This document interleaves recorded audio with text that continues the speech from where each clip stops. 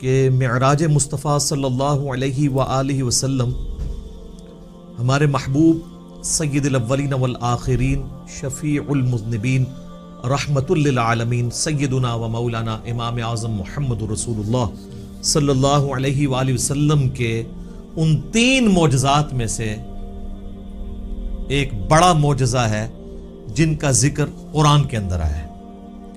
ہمارے محبوب صلی اللہ علیہ وآلہ وسلم کے 3 معجزات ایسے ہیں جن کا ذکر قرآن میں آیا، باقی بخاری اور مسلم میں تو درجنوں معجزات کا ذکر ہے، لیکن وہ 3 معجزے جن کو قرآن نے بھی بیان کیا ہے وہ سب سے زیادہ اہمیت کے حامل ہیں کیونکہ اس کا ذکر قرآن میں ہے۔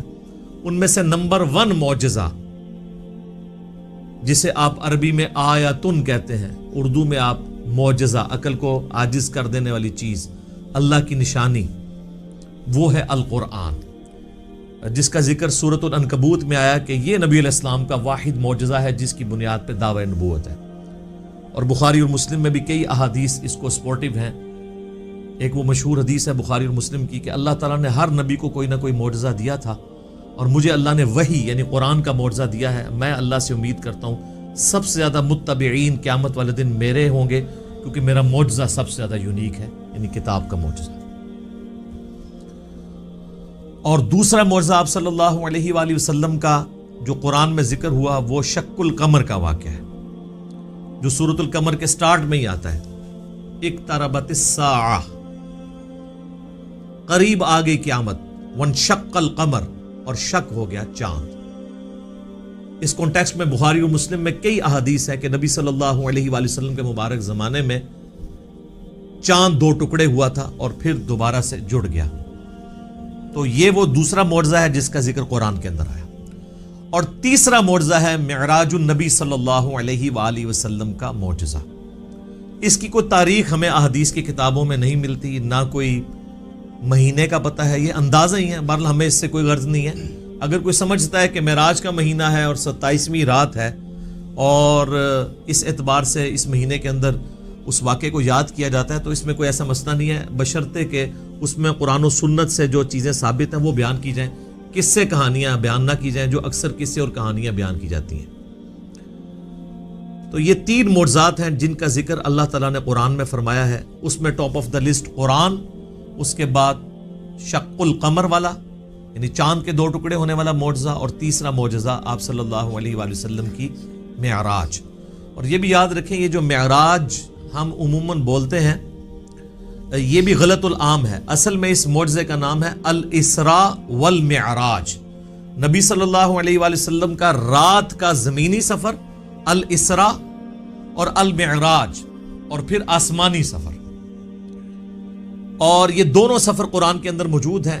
جو زمینی سفر ہے الاسراء وہ پارہ نمبر 15 ہمارا سٹارٹ اسی سے ہوتا ہے، سورہ بنی اسرائیل جو سورت نمبر 17 ہے اس کے آغاز میں ہی آتا ہے، اعوذ باللہ من الشیطان الرجیم، بسم اللہ الرحمن الرحیم، سبحان الذی اسری بعبدہ لیلا من المسجد الحرام الی المسجد الاقصی، پاک ہے وہ ذات جو اپنے بندے کو لے گئی راتوں رات مسجد حرام سے مسجد اقصی، ایک دور کی مسجد تک، جس کے ارد گرد برکتیں رکھی ہیں تاکہ ہم اپنے اس بندے خاص کو اپنی قدرت کی نشانیاں دکھائیں۔ الاسراء رات کا سفر، بیت اللہ سے لے کر مسجد ایلیا، یروشلم، بیت المقدس، یہ تینوں نام ایک ہی مسجد کے لیے، اور بعد میں وہاں پہ مسجد بھی بن گئی حضرت عمر کے دور میں، اس کا نام پھر مسجد اقصی رکھا گیا۔ قرآن جب نازل ہوا تھا وہاں اقصی لغت کے معنوں میں آیا تھا ایک دور کی مسجد، مسجد اقصی بعد میں بنائی گئی ہے، پہلے وہ بیت المقدس یا ایلیا یا یروشلم کہلاتا تھا۔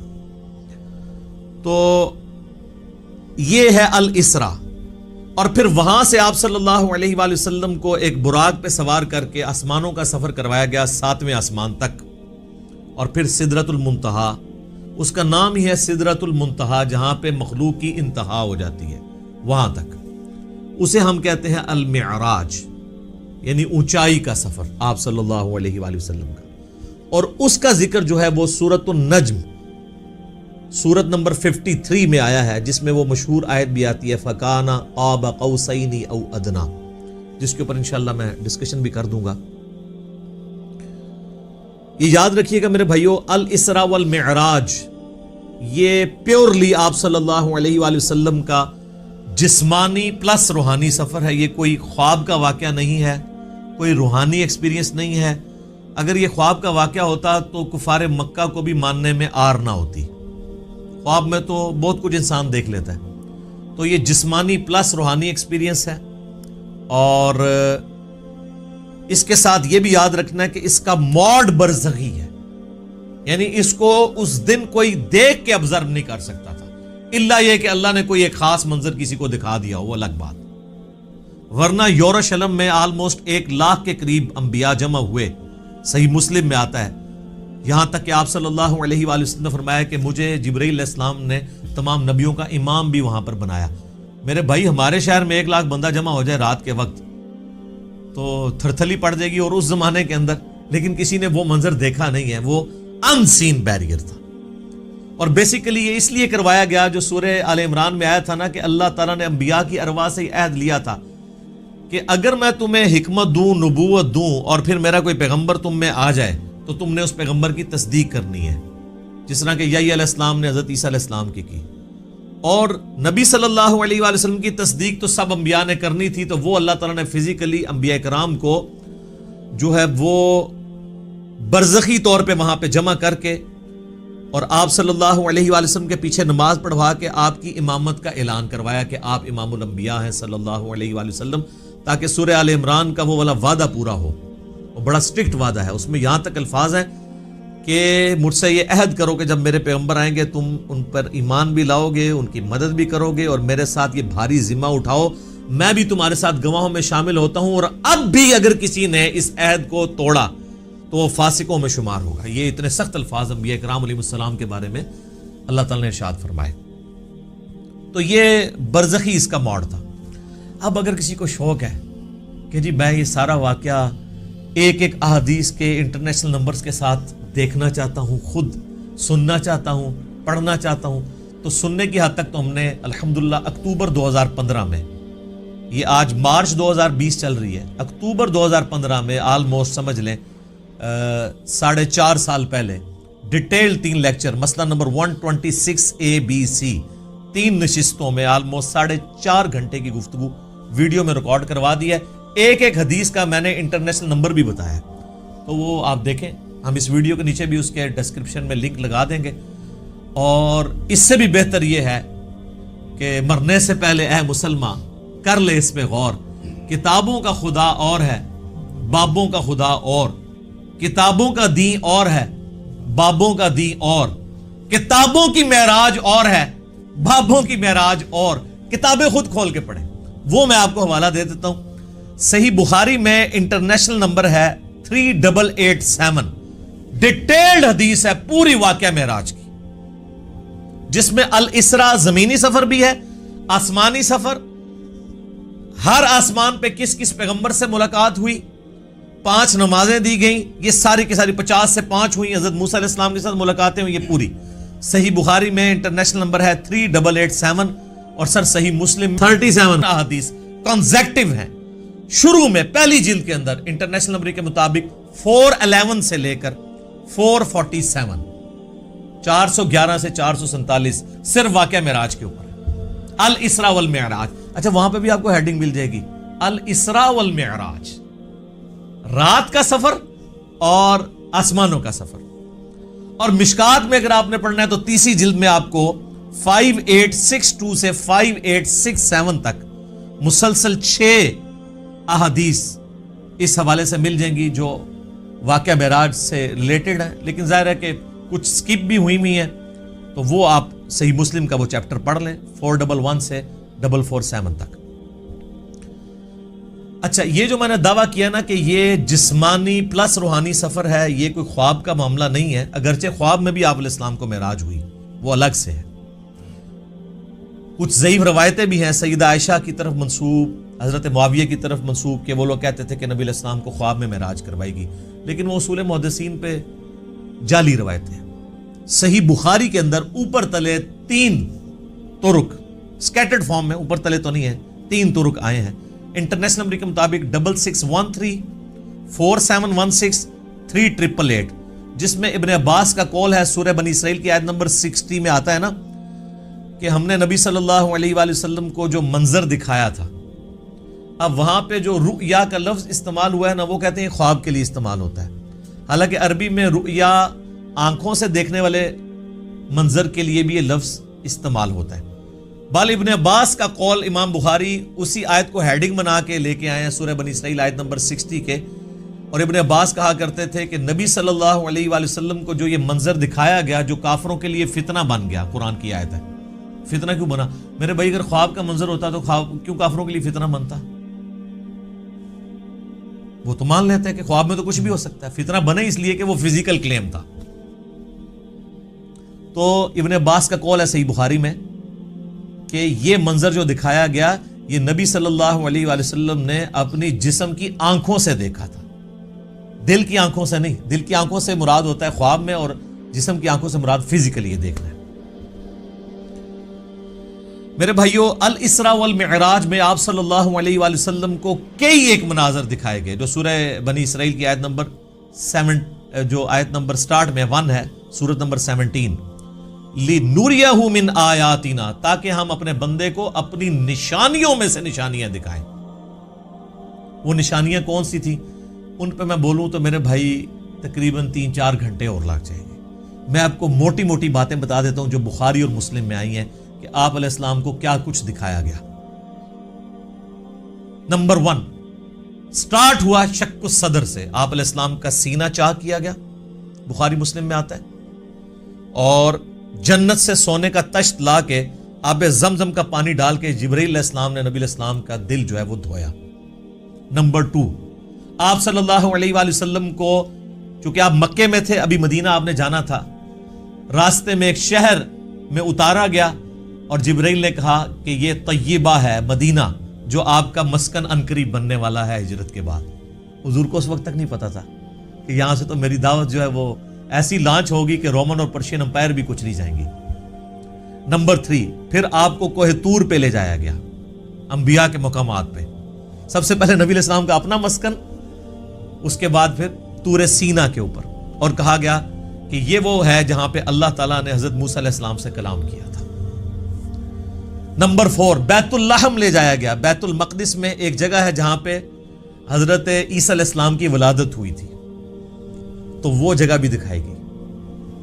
لہٰذا اس سے امام نے تیمیہ کے اس عقیدے کا رد ہوا کہ انبیاء کی جو بیٹھنے کی جگہ ہیں ان کا وزٹ کرنا یہ نعوذ باللہ کوئی بدعت ہے. نبی علیہ السلام کو تو خود کروائی جا رہی ہے یہ ساری چیزیں، الحمدللہ. اور صحیح بخاری میں اوپر تلے 10 احادیث ہیں کہ عبداللہ بن عمر اپنے سفر حج کے دوران ان جگہوں پر نماز پڑھا کرتے تھے جہاں پہ نبی علیہ السلام کے ساتھ جب انہوں نے سفر کیا تھا تو جہاں جہاں اتر کے نماز پڑھی تھی. تو اس میں امام بخاری نے باب باندھا ہے کہ نبی علیہ السلام کی جگہوں کو تلاش کر کے وہاں پہ نماز پڑھنا.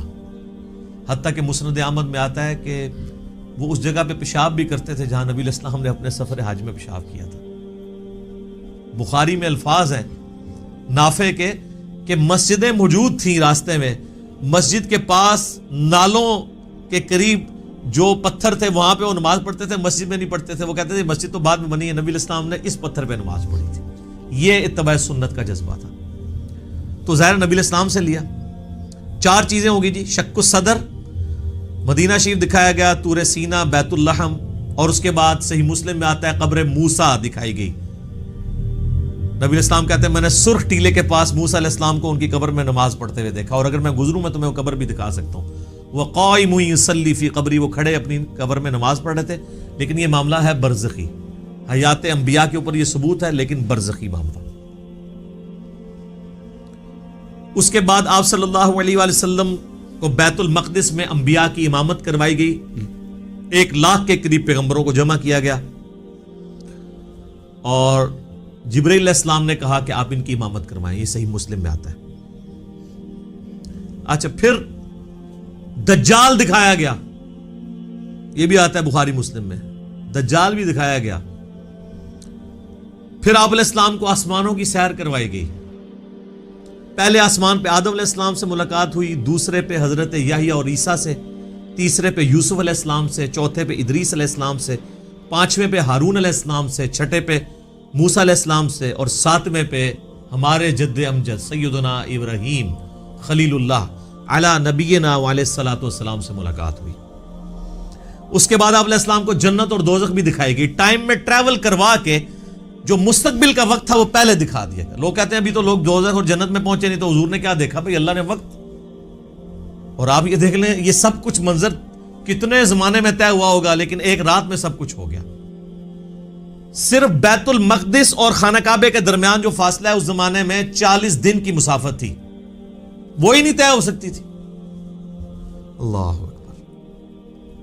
اسی لیے تو وہ آتا ہے نا المعجم الکبیر طبرانی کے اندر اور دلائل النبوہ امام بیہقی کی کتاب کے اندر اور کئی کتابوں کے اندر, کہ لوگوں نے آ کے حضرت ابوبکر کو کہا نا کہ تمہارا ساتھی تو یہ کہہ رہا ہے کافروں نے چھیڑنے کے لیے. انہوں نے کہا اگر وہ کہہ رہے ہیں تو میں تصدیق کرتا ہوں. تو اسی پر آپ کا لقب صدیق رکھا گیا کہ آپ علیہ السلام کی تصدیق کرنے والے. اس کے بعد بیت المعمور دکھایا گیا, بخاری مسلم میں آتا ہے 7ویں آسمان کے اوپر اسی خانہ کعبہ کی سیدھ میں ایک گھر ہے جس کا طواف فرشتے کرتے ہیں, بیت المعمور, وہ دکھایا گیا. اور سب سے بڑھ کے آپ کو سدرۃ المنتہا تک لے جایا گیا. یہ آخری حد ہے, زمین سے جتنی مخلوقات ہیں یا فرشتے ہیں وہ بھی سدرۃ المنتہا سے آگے نہیں جا سکتے. اس کا نام ہی ہے انتہا, مخلوق کی انتہا ہے. باقی لوگوں نے آگے کہانیاں بنا لی ہیں کہ جی نبی علیہ السلام سدرۃ المنتہا سے بھی آگے چلے گئے. بالکل جھوٹ ہے, یہ آپ کی انتہا تھی. اور آگے پتہ نہیں کیا کیا کہانیاں بنائی ہوئی, کہتے ہیں عرش پہ جوتیوں سمیت چلے گئے. یہ تو اتنا بڑا جھوٹ ہے کہ احکام شریعت میں احمد صاحب بریلوی صاحب نے لکھا ہے کہ یہ جو معرج النبوہ کتاب جس میں یہ باتیں لکھی ہیں, یہ ہے تو سنی عالم ہے لیکن ہر طرح کی جھوٹی سچی روایتیں لکھ دیتا ہے. یہ محض باطل بات ہے کہ نبی علیہ السلام اپنی مبارک جوتیوں کے ساتھ عرش پہ گئے ہیں. یہ اعلیٰ حضرت نے لکھا ہے کہ یہ جھوٹی بات ہے, تو عرش پہ جانے والی کوئی بات نہیں. ہاں کسے کہانیوں میں آپ مزے لے لے کے بیان کریں. اور جب ہم پوچھتے ہیں کہاں لکھا ہے, وہ کہتے ہیں سعدی شیرازی کے شعر نہیں آپ نے پڑھے, مولانا روم کے شعر نہیں پڑھے. ہم کہتے ہیں میرے بھائی ہم تو آپ کو چیخ کے یہی تو کہہ رہے ہیں کیا کہ مرنے سے پہلے ہے مسلمان, کر لے اس پہ غور. کتابوں کا خدا اور ہے, بابوں کا خدا اور. کتاب میں سے کوئی نکالے نا بات جہاں پہ لکھا ہو. پھر ڈاکٹر صاحب تو آپ کو پتا ہے طاہر القادری صاحب تو وہ کہتے ہیں کہ وہ دروازہ کھولا حضور نے حضور کے لیے, پھر کہا کہ آپ اندر آ جائیں, حریم ناز میں آ جا. وہ پتہ نہیں کیا عشق مشوقی کا انہوں نے ایک, اور بلکہ وہ بغل گیر پتہ نہیں کیا کچھ انہوں نے کیا ہے. اور طارق جمیل صاحب نے بھی اسی سے ملتی جلتی باتیں کی ہیں. وہ قاب قوسین او ادنا وہ پوری کر کے بتاتے ہیں.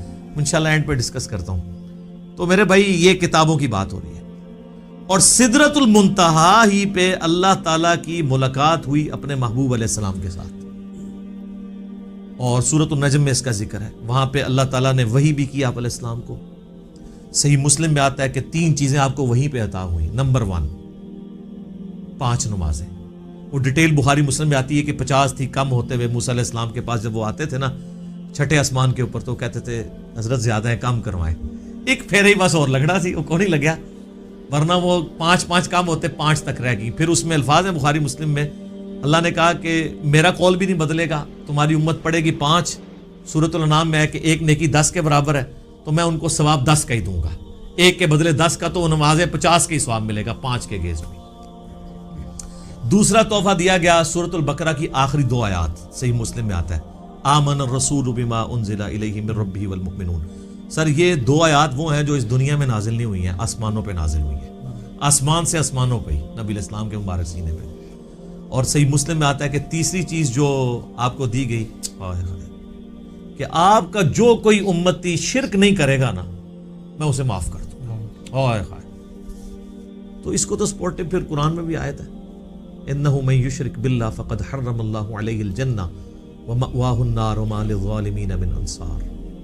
بے شک جو کوئی اللہ کے ساتھ شرک کرے گا اللہ اس گناہ کو کبھی معاف نہیں کرے گا, اس پہ جنت حرام ہے, اس کا ٹھکانہ دوزخ ہے, اور وہاں اس کا کوئی مددگار نہیں ہوگا. حتیٰ کہ بخاری مسلم کی حدیث ہے کہ اللہ نے ہر نبی کو کوئی نہ کوئی دعا دی تھی, اس نے اس دنیا میں ہی دعا کر لی. حضرت نوح نے دعا کی, اس کی وجہ سے ان کی قوم ہلاک ہوگی. میں نے اپنی دعا چھپا کے رکھی ہے قیامت کے دن کے لیے. میں اس دعا سے اپنی امتیوں کے لیے شفاعت کی دعا کروں گا, اور میری دعا سے ہر میرے امتی کو نفع پہنچے گا سوائے اس شخص کے جس نے دنیا میں اللہ کے ساتھ شرک کیا. شرک is the most sensitive issue in the sight of Allah. Allah اکبر. تو یہ 3 گفٹ آپ علیہ السلام کو ملے: 5 نمازیں، سورۃ البقرہ کی آخری 2 آیات، اور جو شرک نہیں کرے گا اس کی مغفرت. یہ ساری تفصیلات آپ مسئلہ نمبر 126 ABC کے اندر دیکھ سکتے ہیں 4.5 گھنٹے میں اس کو سکپ کرتا ہوں. الاسراء والمعراج میں جو معراج والا پورشن ہے اس میں سب سے زیادہ کنٹروورشل چیز جو آپ نے سوال میں بھی کی وہ ہے نبی علیہ السلام نے کیا شب معراج اللہ تعالیٰ کو دیکھا تھا یا نہیں. اب اس کا جواب ہاں یا نہ میں دینا تو بہت بڑی آزمائش ہے مسلمانوں کے لیے، جب تک کہ آپ پورا مقدمہ ان کو نہیں سمجھاتے. تو آپ اس پورے مقدمے کو سمجھیں گے تو آپ کے لیے معاملہ آسان ہو جائے گا. اس کی وجہ یہ ہے کہ یہاں پہ فرقہ واریت کا دین ہے، جس کو میں بابوں کا دین کہتا ہوں، اور آپ سے بار بار کہتا ہوں کہ مرنے سے پہلے اے مسلمان کر لے اس پہ غور. کتابوں کا خدا اور ہے، بابوں کا خدا اور. اچھا کہتے ہیں نہیں آپ کتابوں کا دین کہہ لیا کریں، بابوں کا خدا تو سب کا ایک ہے. میرے بھائی اس کے اندر قیامت مضمر ہے. دین کس لیے ہوتا ہے؟ اللہ کی شناخت کے لیے. جب آپ کے بابوں نے اس اللہ کی شناخت میں نہیں کروائی ہے جو پیغمبروں کے ذریعے اللہ نے کروائی تھی، تو ہم رونا روئیں گے نا کہ آپ کس اللہ کی بات کرتے رہے ہو. تو اصل چیز قیامت زور اس شعر میں تبھی ہے کہ کتابوں کا خدا اور ہے، بابوں کا خدا اور. اور دیکھ لیں ہلچل مچی اس کی وجہ سے ہے. اگر میں کہتا کتابوں کا دین اور ہے بابوں کا دین اور تو کسی کو کچھ نہیں تھا ہونا. یہ اندر جو ہلچل مچتی ہے نا وہ کہتے ہیں یار ہم پتہ نہیں کس خدا کو مان رہے ہیں، کتابوں والے خدا کو کسی اور کو نہ مان رہی ہوئی. تو یہ تو میں نے ڈیٹیکٹ کیا تھا قرآن سے. کتابوں کا خدا حضرت آدم علیہ السلام کو جب اللہ نے دنیا پہ اتارا، سورۃ البقرہ آیت نمبر 38، تو اللہ تعالیٰ نے ہماری ماں اور باپ کو یہی کہا تھا قُلْ اهْبِطُوا مِنْهَا جَمِيعًا، اے آدم اور اس کی بیوی اور میری ان دونوں بندوں کی قیامت تک ہونے والی اولاد اتر جاؤ زمین میں. فَإِمَّا يَأْتِيَنَّكُم مِّنِّي هُدًى، یاد رکھنا اب جب کبھی بھی کوئی ہدایت کی کتاب تمہارے پاس آئے گی، انتظار کرنا کتابوں کا، بابوں کا نہیں، کتابوں کا جو پیغمبروں کے ذریعے آئیں گی. فَإِمَّا يَأْتِيَنَّكُم مِّنِّي هُدًى فَمَن تَبِعَ هُدَايَ فَلَا خَوْفٌ عَلَيْهِمْ وَلَا هُمْ يَحْزَنُونَ، جو ان کتابوں کی اس ہدایت کی پیروی کرے گا اس کو نہ کوئی خوف ہوگا نہ کوئی غم. وَالَّذِينَ كَفَرُوا وَكَذَّبُوا بِآيَاتِنَا اولئک اصحاب النار ہم فیہا خالدون، جو کوئی ہماری آیات کو جھٹلا دے گا، کفر کرے گا، اس کو جھٹلائے گا، تو وہ ہوں گے اہل جہنم، رہیں گے اس میں ہمیشہ ہمیشہ. اللہم اجرنا من النار آمین. اللہم من احییتہ منا فاحیہ علی الاسلام ومن توفیتہ منا فتوفہ علی الایمان آمین. تو اس لیے ہم کہتے ہیں کتابوں کا دین، بابوں کا نہیں. تو اس مقدمے کو سمجھنے کے لیے آپ پہلے بنیادی بات سمجھ لیں، ایک بنیادی عقیدہ، جو عقیدہ پوری امت کا ہے سوائے ان لوگوں کے جو اپنے نفس کے غلام بنے ہوئے ہیں. وہ کون ہے وہ میں آپ کو بتا دوں گا.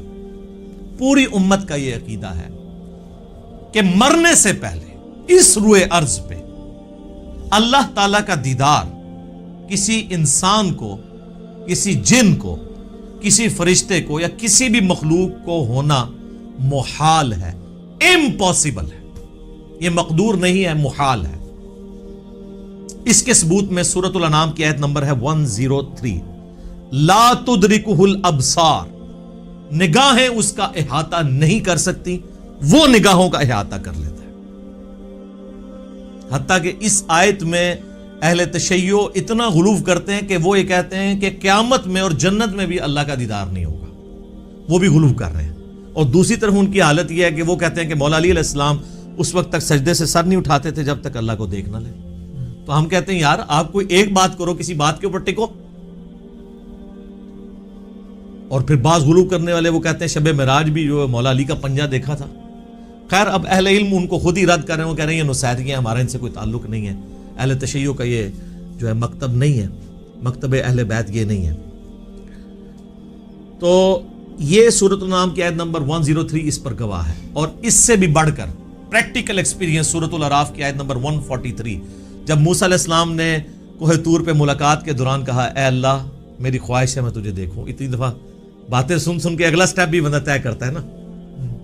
تو اللہ نے کیا فرمایا تھا؟ لن ترانی، ہرگز نہیں دیکھ سکتا تو مجھے، بلکہ تو پہاڑ کی طرف دیکھ. اگر یہ پہاڑ اپنی جگہ پہ قائم رہا تو سمجھنا تو مجھے دیکھ سکتا ہے. تو قرآن کے الفاظ ہیں پہاڑ پہ اللہ نے صرف تجلی کی تو وہ ریزہ ریزہ ہو گیا، اور موسیٰ علیہ السلام انڈائریکٹ وہ تجلی دیکھنے سے بے ہوش ہو کے گر پڑے. اور اس کے بعد ان کا ہے اللہ میں تیرے طرف رجوع لاتا ہوں، اب دوبارہ میں یہ بات نہیں کروں گا. تو اگر موسیٰ علیہ السلام کو زیارت نہیں ہو سکتی اللہ تعالیٰ کی اس دنیا میں، تو موسیٰ علیہ السلام سے بڑھ کے تو کوئی بھی نہیں ہو سکتا. تو اب اگر موسیٰ علیہ السلام کے سوا کوئی شخص یہ دعویٰ کرے کہ اس نے اللہ کو دیکھا ہے، تو پھر ہم اسے غلام احمد قادیانی کا بھائی کہیں گے نا، جس طرح اس نے جھوٹا دعوے نبوت کیا. یہ کم از کم اسے کہنا چاہیے کہ تو جھوٹ بولتا ہے، یا تو پھر یہ کلیم کرتا ہے کہ تو مسلمان ہو کے موسیٰ علیہ السلام سے بڑا مرتبہ رکھتا ہے. حالانکہ موسیٰ علیہ السلام تو اولو العزم پیغمبروں میں سے ہے، جو سورہ شورا کے اندر آیا ہے. 5 اولو العزم پیغمبر ہیں. نمبر 1 ہمارے محبوب علیہ السلام، اس کے بعد حضرت ابراہیم علیہ السلام، پھر نوح علیہ السلام، موسیٰ علیہ السلام اور عیسیٰ علیہ السلام. تو اولو العزم پیغمبروں سے بھی آگے بڑھ گئے. تو پھر ہم یہی کہیں گے نا. سورۃ الحجر کی آیت نمبر 99 آخری آیت میں بھی آیا ہے وَاعْبُدْ رَبَّكَ حَتَّى يَأْتِيَكَ الْيَقِينُ، اپنے رب کی عبادت کرتے جاؤ یہاں تک کہ تمہیں یقین نصیب ہو جائے، تمہیں موت آ جائے. تمام نے اس یقین کا ترجمہ موت کیا ہے. مرنے سے پہلے یقین نہیں آ سکتا، کیونکہ یقین اس وقت آتا ہے جب آپ فزیکلی دیکھ لیں. تو یہی تو آپ کو انعام ہے. ان الذین یخشون ربهم بالغیب لہم مغفرۃ واجر کبیر، جو بغیر دیکھے اپنے رب سے ڈرتے ہیں ان کے لیے ہے مغفرت اور بہت بڑا اجر. اور صحیح مسلم میں انٹرنیشنل نمبر کے مطابق 7356 نمبر حدیث ہے دجال کے کانٹیکسٹ میں. نبی علیہ السلام فرماتے ہیں کہ یہ دجال آئے گا تو اس کے ماتھے پہ کافر لکھا ہوگا، لیکن وہ کاف فا را یا کاف الف فا را لکھا ہوگا ایبریویشنز میں. تو لوگ جو اہل ایمان ہیں نبی علیہ السلام کہتے ہیں وہ پڑھ لیں گے کہ یہ کافر لکھا ہے، تو ان کو پتہ چلے گا دجال ہے. دوسرے لوگ نہیں پڑھ پائیں گے، چاہے مومنین میں بھی منافقین ہوئے. اور وہ ہو سکتا ہے کاف سے کشف پڑھ لیں، الف سے الہام پڑھ لیں، فا سے فیض پڑھ لیں، اور را سے روحانیت پڑھ لیں. اوکے جی یہ تو بہت بڑے بزرگ ہیں. اچھا اس حدیث میں 7356 میں آتا ہے کہ نبی علیہ السلام نے فرمایا کہ وہ خدائی کا دعویٰ کرے گا دجال. یاد رکھو تم میں سے کوئی شخص اپنے رب عز و جل کو نہیں دیکھ سکتا یہاں تک کہ اسے موت آ جائے. یہ الفاظ ہیں. کیا مطلب؟ کہ مرنے سے پہلے کوئی اللہ کو نہیں دیکھ سکتا، مرنے کے بعد دیکھیں گے انشاءاللہ. تو مرنے سے پہلے آپ نہیں دیکھ سکتے. تو آپ بھی مرنے سے پہلے ہے مسلمان. کر لے اس پہ غور. کتابوں کا خدا اور ہے، بابوں کا خدا اور. اب آپ سوچ رہے ہوں کہ بابوں نے کیا کام ڈالا ہوا ہے، تو اے ہوں آگے جے کام کی پایا جے انہوں نے. اے دے تسی کتابوں نے خدا دی تعریف سن لی. بابوں نے کیا کام ڈالا ہے؟ جناب تذکرۃ الاولیاء شیخ فرید الدین عطار المتوفی 627 ہجری کی کتاب ہے، جو بریلوی اور دیوبندی دونوں چھاپ رہے ہیں اور کہہ رہے ہیں سارے اولیاء کے حالات زندگی اس میں لکھے ہوئے ہیں. ایسی کوئی کتاب نہیں. اس میں بایزید بستامی کی معراج لکھی ہوئی ہے، المتوفی 261 ہجری. ان کا امام ابو یزید بستامی اور میرا امام ابو الحسین مسلم بن حجاج القشیری المتوفی 261 ہجری. وہ بھی 261 میں فوت ہوئے ہیں، یہ بھی 261 میں فوت ہوئے ہیں. تو آپ لوگوں نے مایوس نہیں ہونا. ان لوگوں کے بارے میں تو مجھے یقین ہے کہ یہ لوگ تو اللہ کے دیدار سے محروم ہوں گے جنہوں نے بد عقیدگیاں پھیلائی ہیں. لیکن آپ لوگ مایوس نہ ہوں. ہر مؤمن کو قیامت کے دن اللہ تعالیٰ کا دیدار ہوگا اور جنت میں بھی دیدار ہوگا انشاءاللہ تعالیٰ. اس پہ درجنوں احادیث بخاری مسلم کی اور قرآن کی آیات بھی گواہ ہیں. اور آپ دیکھیں دنیا میں بھی اللہ نے ایک تھوڑا سا ماڈل رکھا ہوا ہے. نماز مؤمن کی معراج ہے. کیوں کہا جاتا ہے؟ نماز معراج النبی میں تحفہ ملا ہے. وہاں سدرۃ المنتہا پہ اللہ اور نبی نے ڈائریکٹ باتیں کی تھیں حجاب کے اندر، وہ میں بعد میں حدیث بتاؤں گا. آپ یہاں دنیا پہ بیٹھ کے اللہ سے باتیں کر سکتے ہیں نماز کی حالت. باقی یہ جو کہانی مشہور ہے نا کہ یہ معراج النبی کی گفتگو ہے اللہ کی اور نبی علیہ السلام کی التحیات للہ والصلوات والطیبات، یہ بالکل کہانی ہے، یہ کسی حدیث میں نہیں آئی ہے. بخاری مسلم میں تو واضح آیا ہے. صحابہ کرام کہتے ہیں رسول اللہ صلی اللہ علیہ وآلہ وسلم نماز کا تشہد ہمیں قرآن کی طرح سکھاتے تھے. ابن مسعود کہتے ہیں کہ میرے ہاتھ کو نبی علیہ السلام نے اپنے دونوں مبارک ہاتھوں میں لے کے مجھے یہ سکھایا تھا التحیات للہ والصلوات والطیبات. تو یہ نبی علیہ السلام نے سکھایا ہوا ہے، اس کا معراج کے ساتھ کوئی تعلق نہیں ہے، یہ کہانی ہے جو آپ بچپن سے سارے سنتے ہیں.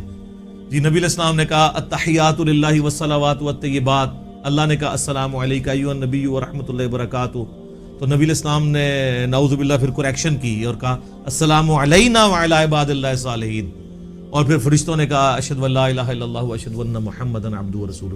ایک کہانی ہے سر، کڈی وڈی کہانی ہے، اور بچپن تو سن رہے ہو. آج تک کسی مولوی کو پوچھا ہے اے وہ کہانی جڑا بریلوی بھی بیان کرتا ہے، دیوبندی بھی بیان کرتا ہے، اہل حدیث بھی بیان کرتا ہے، کسی نے نہیں پوچھا ہے لکھی کہاں ہوئی یہ کہانی ہے. سورۃ القیامہ کی آیت نمبر 22 اور 23 میں آیا ہے، اللہ تعالیٰ نے فرمایا وجوہ یومئذ ناظرہ، اس دن ایسے چہرے ہوں گے جو تر و تازہ ہوں گے، الی ربہا ناظرہ، اپنے رب کی طرف دیکھ رہے ہوں گے. جو تر و تازہ چہرے ہوں گے وہ اپنے رب کی طرف دیکھ رہے ہوں گے. اچھا بعض لوگ کہتے ہیں نہیں جی وہ یہاں دیکھنے سے مراد ہے کہ وہ رحمت کا انتظار کر رہے ہوں گے، وہ جنہوں نے نہیں ماننا. تو یہ جو سورۃ الفجر کی آیت ہے وَجَاءَ رَبُّكَ وَالْمَلَكُ صَفًّا صَفًّا، قیامت والے دن اللہ اور فرشتے قطار در قطار اس دنیا پہ اتریں گے، کیونکہ میدان محشر اس دنیا میں عدالت لگنی ہے. تو جیسا اللہ کی شان کے لائق ہے وہ زمین پہ اترے گا. اور پھر اس کا کلائمیکس ہے سورۃ المطففین آیت نمبر 15 کلا انہم عن ربہم یومئذ لمحجوبون. اللہ تعالیٰ کافروں کے بارے میں فرماتا ہے کہ ضرور بر ضرور اللہ کے جو منکر ہیں وہ اپنے رب کے دیدار سے اوٹ میں کر دیے جائیں گے قیامت والے دن. اچھا اللہ کے دیدار سے اوٹ میں کر دیے جائیں گے کافر، تو اس کے اندر کیا امپلائیڈ ہے کہ اہل ایمان حجاب اٹھا دیا جائے گا، کیونکہ اللہ کے آگے تو کوئی حجاب نہیں آ رہا نا، اللہ کے سامنے تو کوئی چیز چھپی نہیں ہوئی ہے. یہ بندے اور اللہ کے درمیان حجاب ہے، کافر کے درمیان آ جائے گا، مومن کا اٹھ جائے گا. یہ واضح ثبوت ہے. لہذا شیعہ کا موقف جو ہے باطل ہے، بلکہ میں شیعہ کو دعوت دوں گا کہ اللہ کے بندو، ہماری نمازوں عبادات ان ساری چیزوں کا کیا حاصل ہونا ہے کہ اگر ہم جنت میں پہنچ جائیں اور تب بھی اپنے رب کو نہ دیکھ سکیں. قرآن کی درجنوں آیات میں جو اللہ تعالیٰ بار بار کہتا ہے کہ بغیر دیکھے اپنے رب سے ڈرتے ہیں، تو یہ پردہ آخر اٹھنا ہے نا، کبھی اس دن اٹھنا ہے کہ جس دن اللہ تعالیٰ نے یہ امتحان میں آپ کو پاس کر دینا ہے کہ ہاں جی تم بغیر دیکھے ڈرتے تھے نا، اب اس کا انعام ہے، مجھے دیکھ لو. یہ تو امپلائیڈ ہے اس کے اندر، ورنہ تو دین کی لذت ہی ختم ہے اگر قیامت میں جنت میں اللہ کا دیدار نہیں ہے.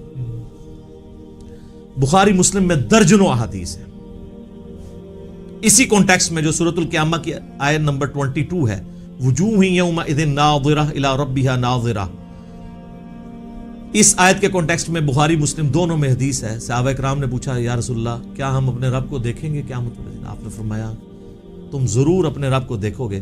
14ویں رات کا چاند جب چھایا ہوتا ہے اور کوئی بادل نہ ہو تو تمہیں اس چاند کو دیکھنے میں کوئی تکلیف محسوس نہیں ہوتی. سورج کو دیکھنے میں تکلیف ہوتی ہے، چاند کو دیکھنے میں نہیں ہوتی.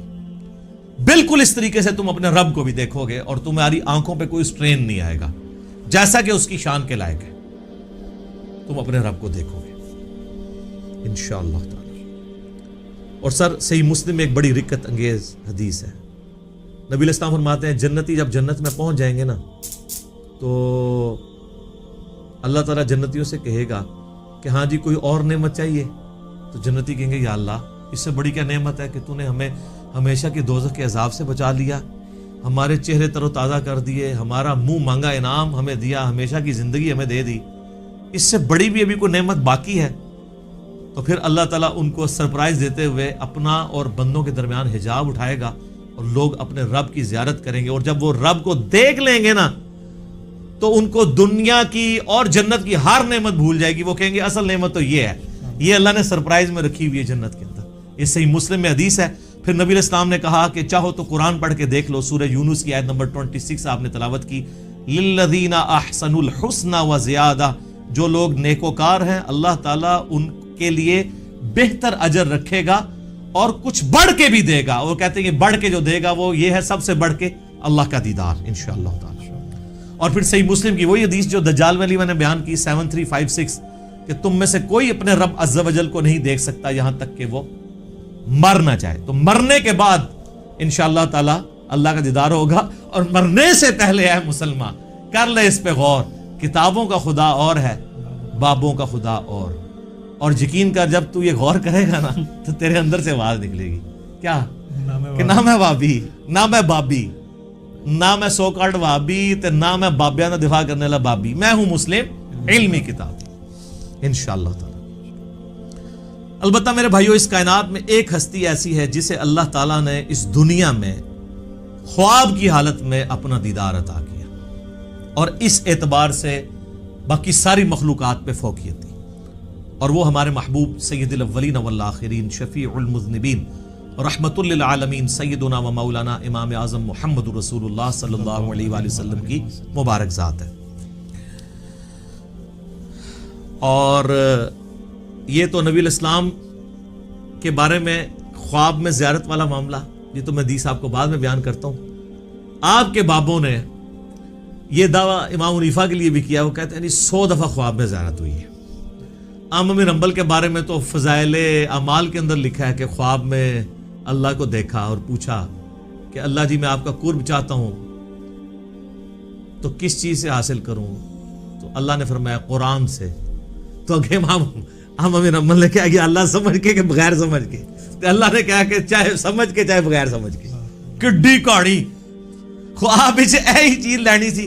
تو سر اس پہ میری 100 نمبر مجلس دیکھ لیں، کتابوں کا خدا اور ہے، بابوں کا خدا اور۔ میں آج اس کی انجینئرنگ نہیں کرتا، بل یہ فضائل اعمال کے اندر یہ لکھا ہوا ہے، فضائل ذکر والے چیپٹر کے اندر، کہ امام احمد بن حنبل نے بھی اللہ کو دیکھا ہے خواب میں۔ بالکل کہانی ہے، اگر یہ کوئی چیز ہوتی تو یہ پیکج موسیٰ علیہ السلام کو آفر ہوتا، جو سورۃ الاعراف کی آیت نمبر 143 میں کیٹاگوریکل ڈینائی آ گیا، لن ترانی، تو نہیں دیکھ سکتا، ٹھیک ہے، فزیکلی تو کوئی دیکھ سکتا، خواب میں بھی صرف نبی علیہ السلام کی خصوصیت ہے۔ اور وہ حدیث ہے میرے بھائیوں جامعہ ترمذی میں انٹرنیشنل نمبر کے مطابق 3235، یہ حدیث مسند امام احمد میں بھی ہے، مشکات المصابی میں 748 نمبر ہے پہلی جلد کے اندر، اور یہاں خواب کا ذکر ہے۔ اور یاد رکھیے گا سورہ الصافات کی آیت نمبر 100 سے لے کے 103 تک آتا ہے نا کہ ابراہیم علیہ السلام کو اللہ نے خواب میں بیٹے کی قربانی کا حکم دیا تھا۔ انبیاء کے خواب وحی الہی ہوتے ہیں۔ بخاری مسلم میں کئی احادیث ہیں کہ نبوت کا 46واں حصہ خواب ہے، نبیوں کو جو خواب دکھایا جاتا ہے وہ ڈیفینیٹلی وحی الہی ہوتا ہے۔ باقی بخاری مسلم میں آتا ہے کہ نبیوں کے علاوہ جو ہے وہ اللہ کی طرف سے بھی ہو سکتا ہے، شیطان کی طرف سے بھی ہو سکتا ہے، نفس کی طرف سے بھی ہو سکتا ہے۔ تو یہ ترمذی میں جو حدیث ہے، مسند احمد میں بھی، مشکات المصابی میں بھی، اور اس حدیث کے ساتھ امام ترمذی نے لکھا ھذا حدیث حسن صحیح، یہ حدیث حسن صحیح ہے۔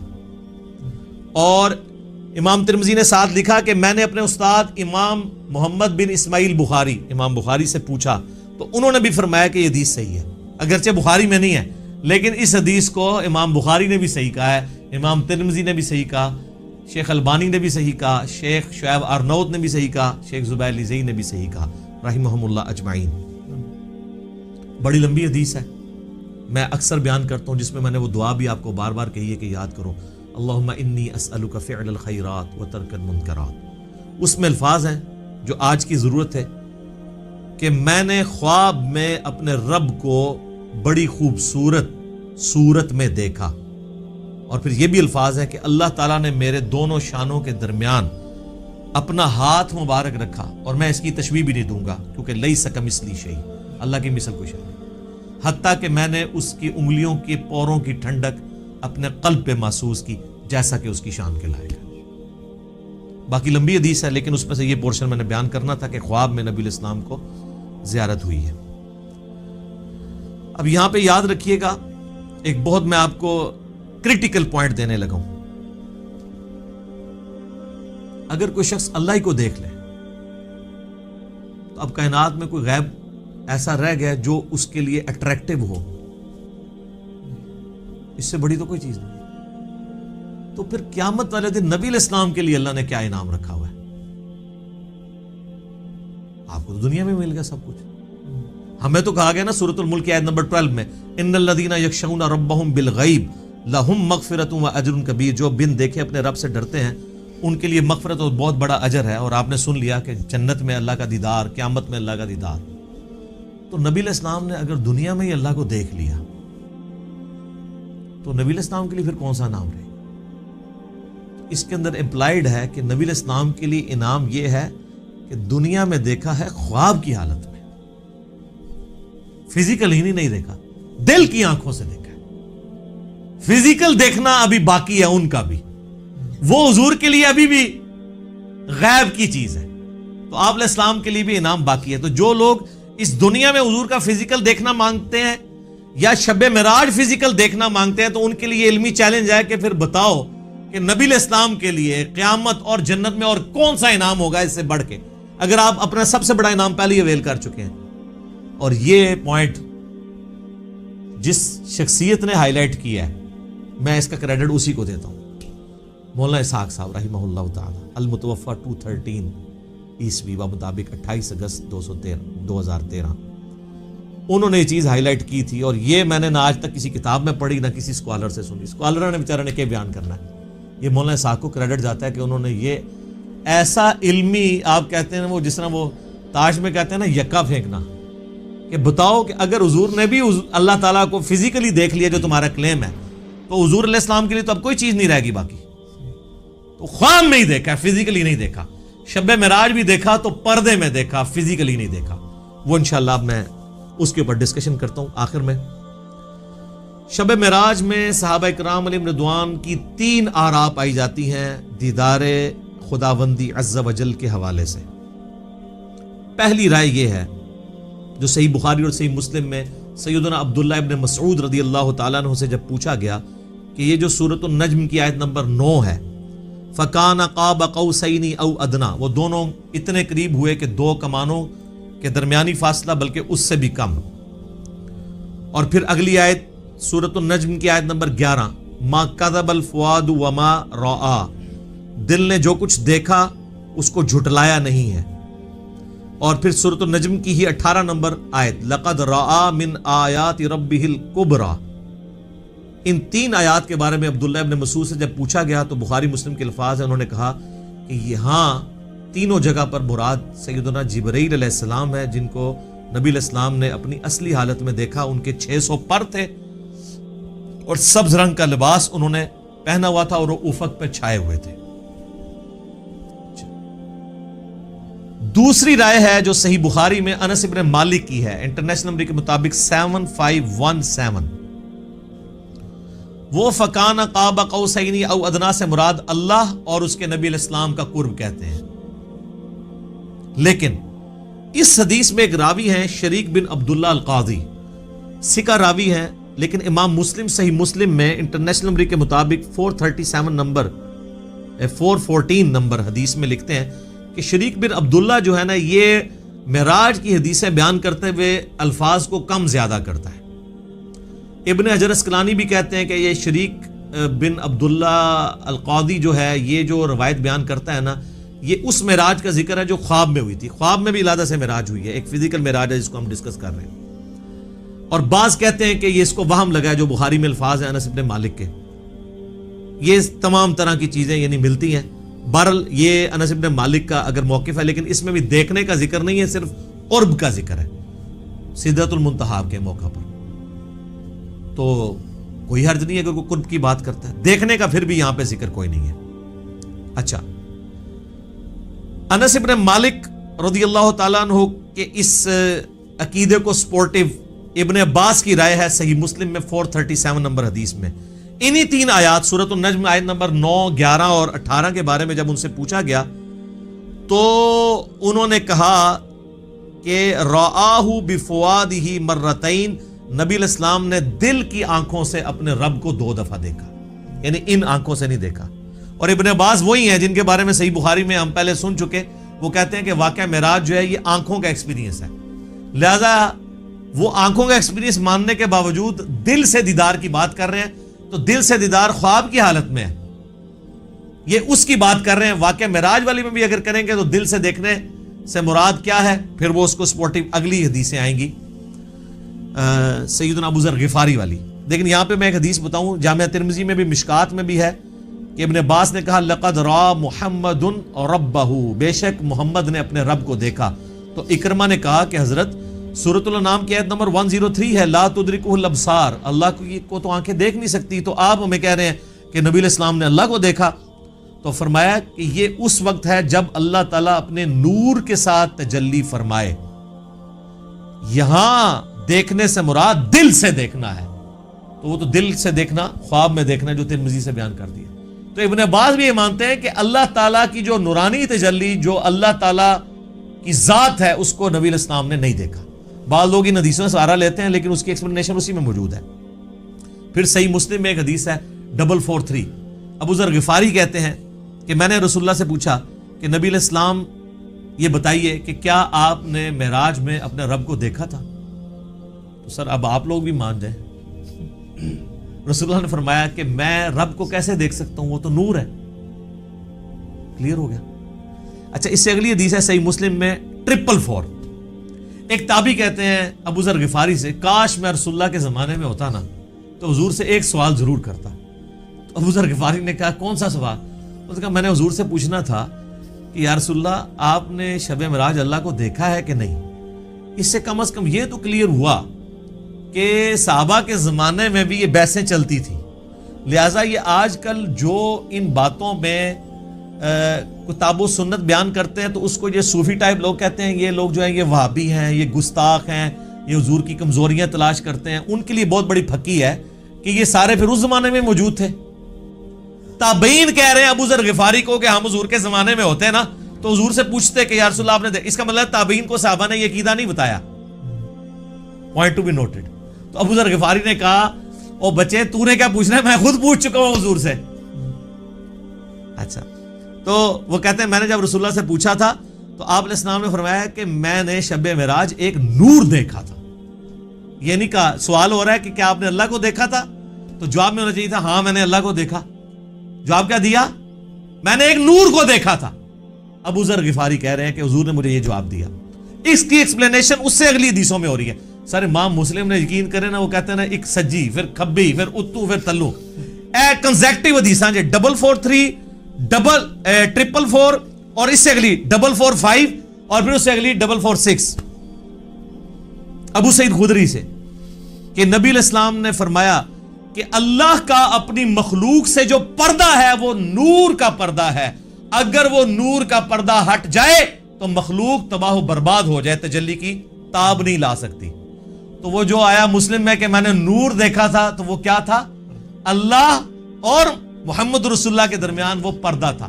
کیونکہ اگلی حدیثوں میں آتا ہے کہ نور وہ پردہ ہے، ورنہ تو کہتے ہیں میں نے اللہ کا نور دیکھا. کہا میں نے ایک نور دیکھا تھا. اور 443 میں کیا آیا کہ میں اسے کیسے دیکھ سکتا ہوں، وہ تو نور ہے.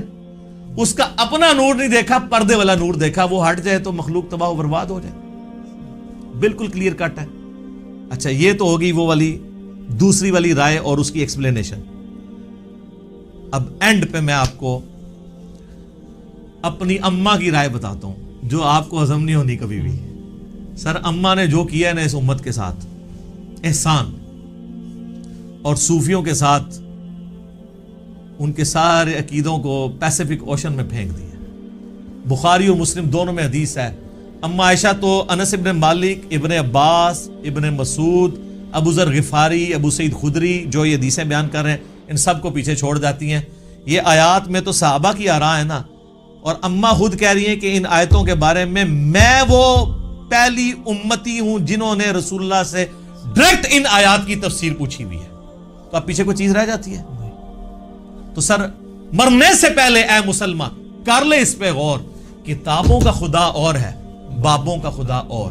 تو سر یہ صحیح بخاری شریف انٹرنیشنل نمبر 4855 اور سر یہ صحیح مسلم شریف انٹرنیشنل نمبر 439 میں اما عائشہ کی ڈیٹیل حدیث ہے. اما عائشہ کے 5 عقیدے میرا ایک کلپ پہلے کا چڑھا ہوا ہے. اس میں اما عائشہ نے جو عقائد بیان کی ہیں وہ متقاضی ہے کہ میں ورڈ بائی ورڈ وہ حدیث بیان کروں اور اس کے بعد قلم ٹوٹ جاتا ہے. اس پہ میں اس کو کنکلوڈ کرتا ہوں. صحیح مسلم میں 439 نمبر حدیث. سر یہ مسلم شریف ہے جو پڑھی ہوئی نہیں ہے، پڑھی ہوئی بھی ہے. اس میں 439 نمبر حدیث انٹرنیشنل نمبر کے مطابق ورڈ بائی ورڈ سنیں اور میں تو پھر اپنے سٹائل میں بیان کروں گا، ٹھیک ہے، تاکہ آپ کو مزہ بھی آئے، آپ اس زمانے میں پہنچ جائیں.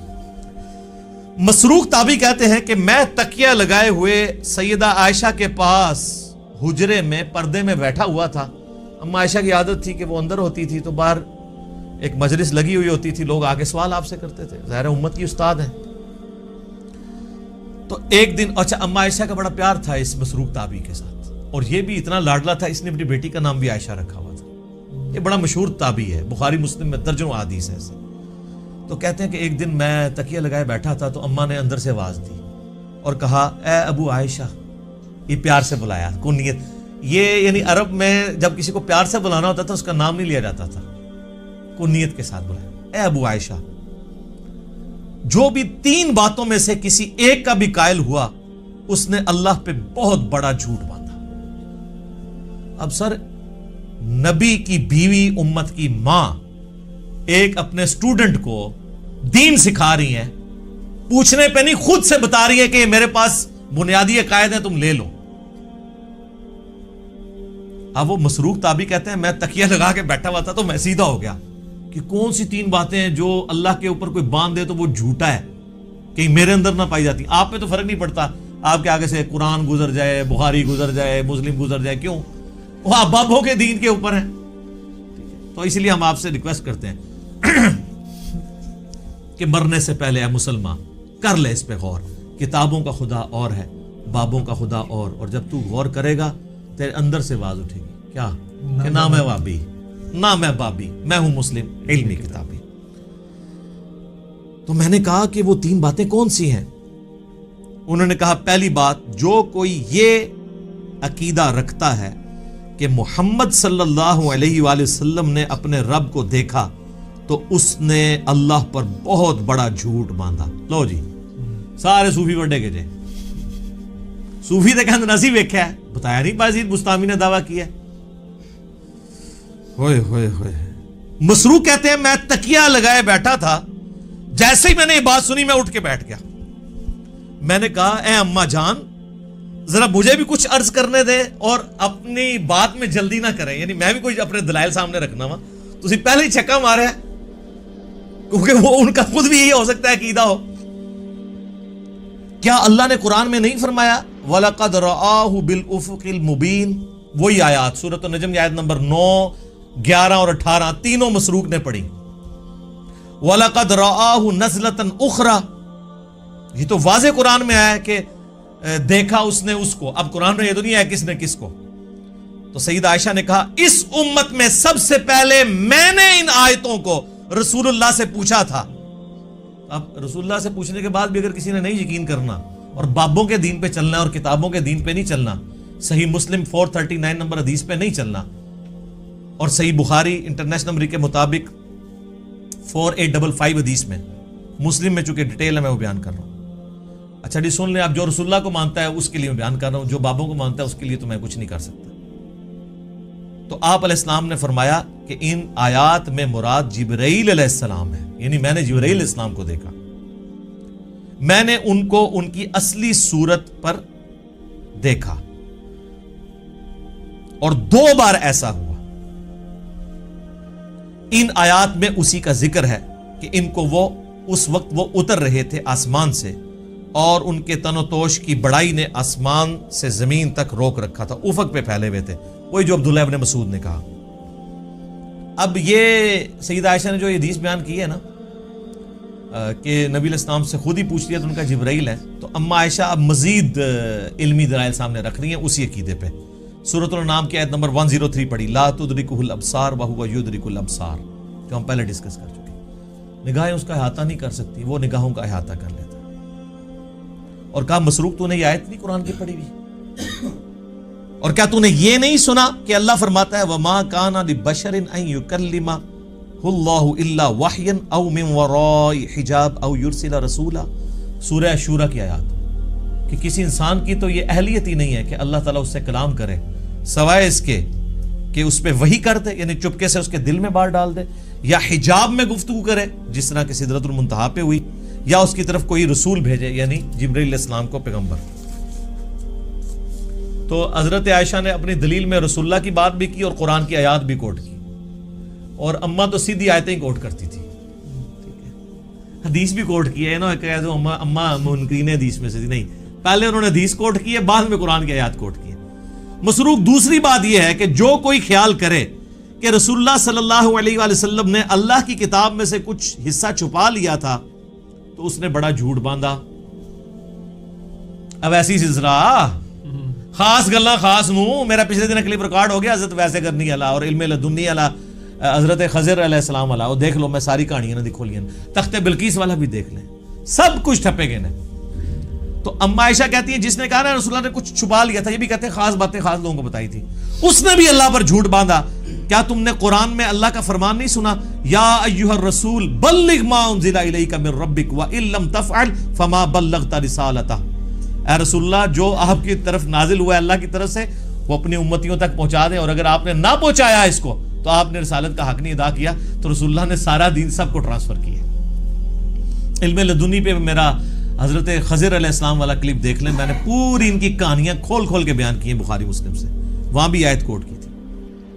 اچھا، اور پھر کا مسروق تیسرا عقیدہ یہ ہے کہ جو کوئی کہے کہ رسول اللہ یہ جان لیتے تھے کہ کل کیا ہونے والا ہے، یعنی آئندہ کا حال، علم غیب، تو اس نے بھی اللہ پر جھوٹ باندھا، کیونکہ اللہ تعالیٰ قرآن میں فرماتا ہے قُلْ لَا يَعْلَمُ مَنْ فِي السَّمَاوَاتِ وَالْأَرْضِ الْغَيْبِ إِلَّا اللَّهُ، اے نبی فرما دو آسمانوں اور زمین میں غیب کو کوئی نہیں جانتا سوائے اس کے۔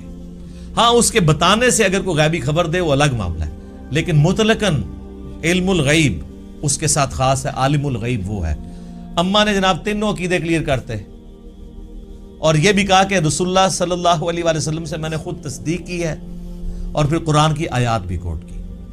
تو ہم تو یہی کر سکتے تھے کہ کھول کھول کے چیزیں بیان کر دیتے، میرے خیال ہے اس کے بعد کوئی گنجائش نہیں رہی ہے۔ میں نے اس پہلے سوال کو تفصیلاً اس لیے بیان کیا تاکہ کسی کے ذہن میں اگر کوئی وسوسہ ہے تو وہ کلیئر ہو جائے، کیونکہ یہ رجب المرجب کا آخری عشرہ ہے، معراج کے اوپر باتیں ہو رہی ہیں، انشاءاللہ ہماری یہ ویڈیو اپلوڈ ہوگی۔